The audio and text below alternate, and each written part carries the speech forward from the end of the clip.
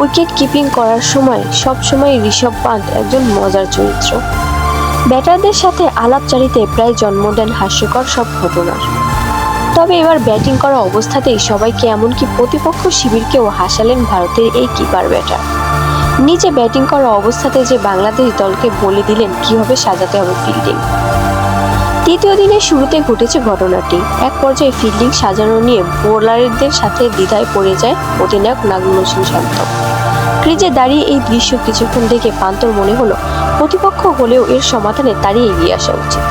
তখন শান্তকে উদ্দেশ্য করে পান্ত বললেন, তা শোনা যায় স্টাম্পের মাইকে, এখানে একজন আসবে ভাই, আরেকজন এখানে, আর এখান থেকে একজন ফিল্ডার মিড উইকেটে। মজার ব্যাপার হলো শান্ত ও বোলার প্রান্তের প্রস্তাবে রাজি হয়েও যান। ফলে এরপর তাদের দেখা যায় ভারত ব্যাটারদের পরামর্শ অনুযায়ী একজন ফিল্ডারকে মিড উইকেটে নিয়ে আসেন।